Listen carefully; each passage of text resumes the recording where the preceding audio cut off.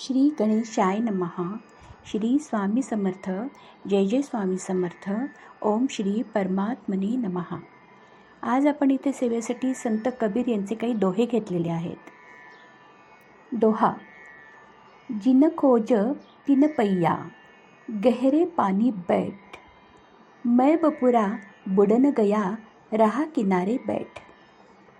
अर्थ. जे धाडस करतात ते खोलात जातात, पण पोहून दाखवतातच.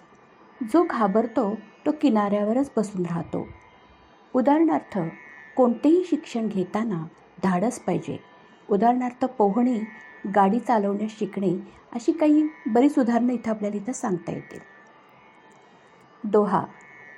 जब मैं या हरी नहीं, अब हरी है मैं नहीं, सब अंधियारा मिट गया, दीपक देखा माही.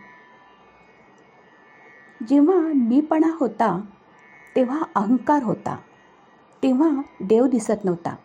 आता अहंकार गेला, देव सर्वत्र दिसू लागला.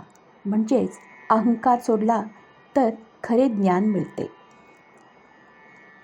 कबीरा गर्व न कीजिए, ऊंचा देख आवास, कल पर भूमि लेटना, ऊपर जमेगी घास. अर्थ. मोठं घर, संपत्ती याचा अभिमान करू नये, कारण माणूस शेवटी जमिनीतच जाणार आहे. म्हणजेच अहंकार हा निरर्थक आहे. चलती चाकी देख दिया कबीरा रोय, दो पटन के बीच में साबुत बचा न कोय. अर्थ. जेव्हा जाते फिरते तेव्हा दोन दगडांच्या मध्ये अखंड काही राहत नाही. हे पाहून कबीरा रडतात.